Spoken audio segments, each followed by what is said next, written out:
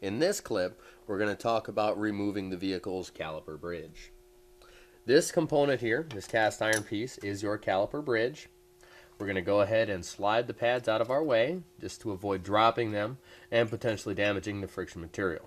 We're also going to take the anti-rattle clips off and set those aside for later reinstallation.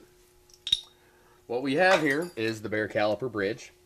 They have 2 bolts that hold them on. The size and location is going to vary from vehicle to vehicle. However, 2 bolts is pretty much the industry standard.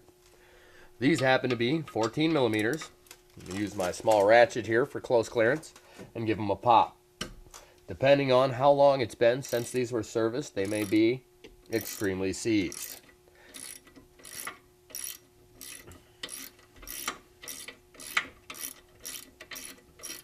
It's a good idea to break both bolts loose before you remove one of them. If this bolt happened to be seized inside here, inside the bridge, and I pulled this bolt and went to impact it, that's going to rock this bridge up, possibly striking my arm, giving me a boo-boo.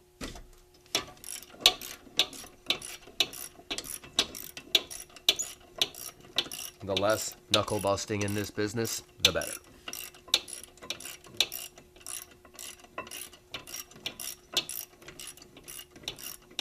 As you can see, I apply a little bit of resistance on the dead stroke of the ratchet with my thumb. That's just to make sure I get all the effect out of it that I can.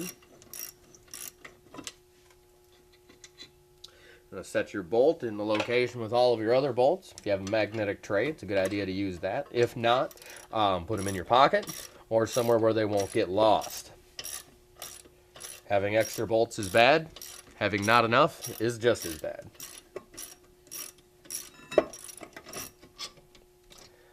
Okay, remove the last bolt, and you're ready to pull the caliper bridge. Once you have the caliper bridge off, you can go ahead and remove the rotor as well. There you go.